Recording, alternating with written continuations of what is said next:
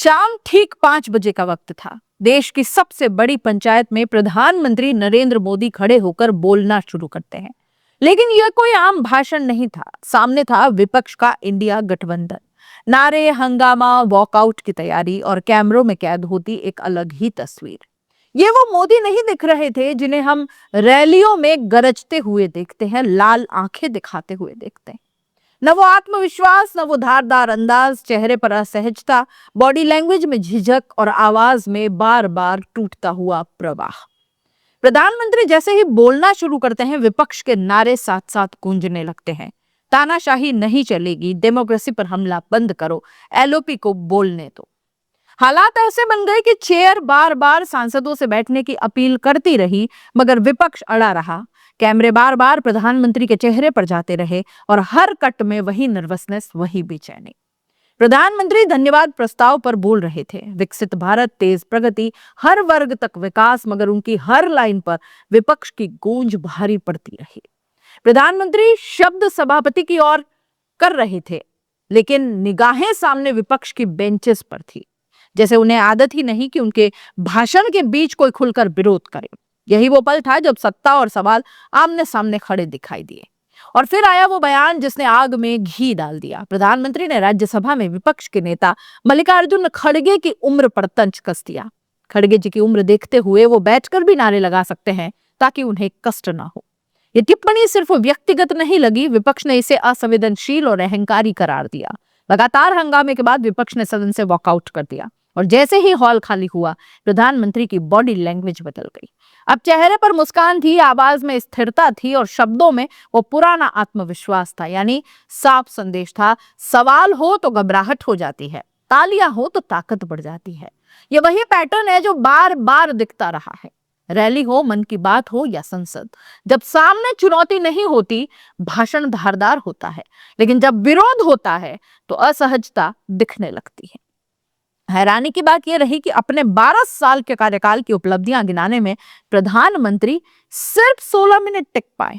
इसके बाद पूरा फोकस मुड़ गया पिछले कांग्रेस प्रधानमंत्रियों की आलोचना पर, हमेशा की तरह। मतलब राष्ट्रपति के अभिभाषण पर धन्यवाद कम और इतिहास की खुदाई ज्यादा कर डाली। लोकसभा से आखिर दूरी क्यों है? बड़ा सवाल यही है कि प्रधानमंत्री लोकसभा में क्यों नहीं बोले। क्या इसलिए कि वहां विपक्ष की संख्या ज्यादा है? क्या इसलिए कि वहां शोर और तीखा होता है? या इसलिए कि वहां सवालों से बच पाना मुश्किल हो जाता है? राज्यसभा में बोलना आसान था, वहां से वॉकआउट हो सकता था, लोकसभा में नहीं। प्रधानमंत्री ने गर्व से कहा कि भारत अब ग्लोबल साउथ की आवाज बन चुका है। एक नागरिक के तौर पर यह सुनकर अच्छा लगता है, लेकिन सवाल उठते हैं, अगर हम ग्लोबल साउथ की आवाज हैं तो ईरान जैसे मुद्दों पर चुप्पी क्यों साध लेते हैं? अगर हम नेतृत्व कर रहे हैं तो चाबहार पोर्ट जैसे रणनीतिक प्रोजेक्ट पर बजट में साफ तस्वीर क्यों नहीं? अमेरिका की टैरिफ धमकियां, व्यापार पर बढ़ता दबाव, इन सब के बीच सिर्फ पीठ थपथपाना क्या काफी है? 2 साल पहले जिन भारतीय व्यापारियों को 1 या 2% टैरिफ देना पड़ता था, आज वही 18% झेल रहे हैं। ऐसे में वैश्विक नेतृत्व का दावा खोखला तो नहीं लगता क्या? आज संसद में जो दिखा वो सिर्फ हंगामा नहीं था, वो एक आईना था। आईना उस सत्ता का जो तालियों में फलती फूलती है और सवालों से असहज हो जाती है। विपक्ष ने विरोध किया, ये उनका लोकतांत्रिक अधिकार है।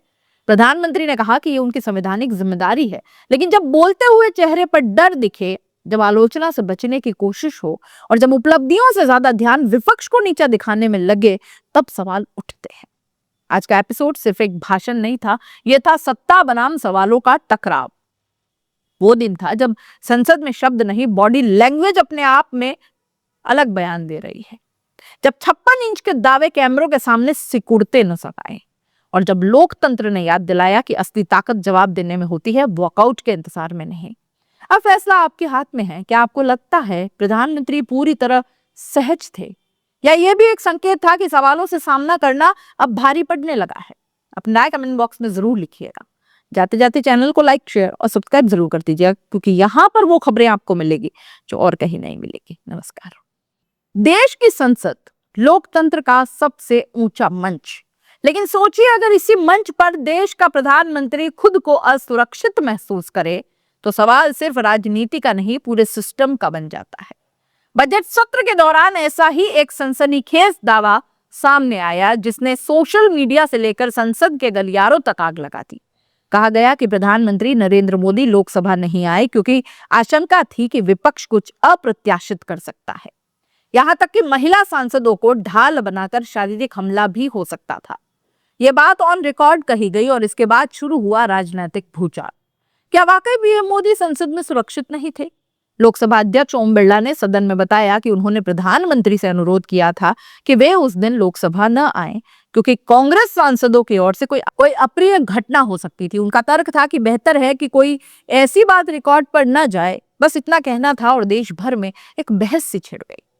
लोग अब पूछने लगे कि जिस प्रधानमंत्री की सुरक्षा में एसपीजी से लेकर हाई लेवल इंटेलिजेंस तक लगी रहती है, जो हर हफ्ते रोड शो करते हैं, रैलियां करते हैं, वही प्रधानमंत्री अपनी ही संसद में आने से डर गए। सूत्रों के हवाले से कुछ चैनलों में यह लाइन चलने लगी कि विपक्ष महिला सांसदों को आगे रखकर प्रधानमंत्री तक पहुंचने की कोशिश कर सकता था। यहीं से कहानी ने नया मोड़ ले लिया। उस दिन संसद में कई वरिष्ठ महिला सांसद मौजूद थी। प्रियंका गांधी, महुआ मोइत्रा, सुप्रिया सूले और अखिलेश यादव की पत्नी डिंपल यादव। जब मीडिया ने इस हमले की आशंका पर सवाल किया तो प्रियंका गांधी भड़क उठी। उन्होंने साफ कहा कि यह पूरी तरह बेबुनियाद और बकवास है। महिला सांसद प्रधानमंत्री पर हमला करेंगी, यह सोच ही हास्यास्पद है। विरोध करना अपराध नहीं है। उनका सवाल बहुत सीधा था कि अगर महिलाएं वेल में खड़ी होकर विरोध करें, पोस्टर उठाएं, तो क्या वो आतंकवादी बन जाती हैं? विपक्षी नेताओं ने कहा कि यह बयान महिलाओं की गरिमा पर सीधा हमला है। एक तरफ महिला सशक्तिकरण की बातें हैं, दूसरी तरफ यह नैरेटिव कि महिला सांसद ढाल बन सकती हैं। यही विरोधाभास लोगों को खटक रहा है।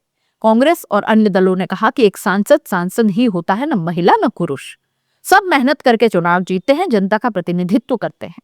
जैसे ही यह खबर बाहर आई, ट्विटर एक्स पर ट्रेंड शुरू हो गए। कमजोर प्रधानमंत्री, महिला सांसदों से डर, भाग गए पीएम।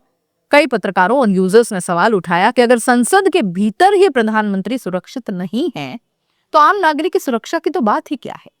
पत्रकार स्वाति चतुर्वेदी ने लिखा कि ये पूरी कहानी उन्हें मनगढ़ंत सी लगती है। उनका कहना था कि प्रधानमंत्री संसद परिसर के भीतर होते हैं, ऐसे में शारीरिक हमला वाली थियरी अविश्वसनीय है।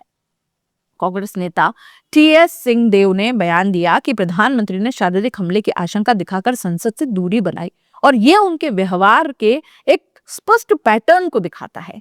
वहीं पवन खेड़ा ने भी तंज कसते हुए लिख दिया कि क्या महिला सांसद आतंकवादी हैं जिनसे डरकर प्रधानमंत्री भाग गए। उन्होंने याद दिलाया कि पहले भी संसद में जोरदार विरोध होते रहे हैं, चाहे वो किसी भी सरकार के समय पर हो। इतिहास गवाह है कि संसद में हंगामा, नारेबाजी और प्रदर्शन कोई नई बात नहीं है। पूर्व प्रधानमंत्रियों के समय भी विपक्ष ने जमकर विरोध किया है। लेकिन क्या कभी यह कहा गया कि मुझ पर हमला हो सकता है इसलिए मैं सदन नहीं आऊंगा? आज असली बहस यही है। क्या प्रधानमंत्री को विरोध का सामना नहीं करना चाहिए था? क्या संसद में खड़े होकर संदेश नहीं देना चाहिए था? क्या संसद में खड़े होकर संदेश नहीं देना चाहिए था कि मैं नहीं लड़ता? क्या महिला सांसदों को शक की नजर से देखना सही है? प्रधानमंत्री सिर्फ सरकार के मुखिया नहीं होते, वे करोड़ों मतदाताओं की उम्मीद होते हैं। वाराणसी की जनता से लेकर देश के कोने कोने तक लोग पूछ रहे हैं, अगर पीएम संसद में विरोध से बचेंगे तो जवाबदेही कैसे चलेगी? लोकतांत्रिक जांच से भागना क्या सही मिसाल है? ये मामला सिर्फ एक सत्र या एक बयान का नहीं है, ये उस सोच का आईना है जिससे विरोध को खतरा और महिला सांसदों को ढाल बताया जा रहा है। लोकतंत्र में सवाल उठेंगे, पोस्टर दिखेंगे, नारे भी लगेंगे, यही असली ताकत है उनकी। लेकिन अगर देश का प्रधानमंत्री ही संसद में आने से हिचक जाए तो सवाल सिर्फ सरकार पर नहीं, पूरे सिस्टम पर भी उठता है। अब फैसला जनता करेगी, क्या ये सुरक्षा का मामला था या राजनीतिक असहजता से बचने की एक कोशिश बढ़ती। आप क्या सोचते हैं, कमेंट में जरूर बताइएगा। क्या प्रधानमंत्री को उस दिन लोकसभा में आकर विरोध का सामना करना चाहिए था या नहीं? आपकी राय का इंतजार रहेगा। जाते जाते चैनल को लाइक, शेयर और सब्सक्राइब जरूर कर दीजिए, क्योंकि जो बातें कहीं नहीं होती यहाँ होगी। नमस्कार।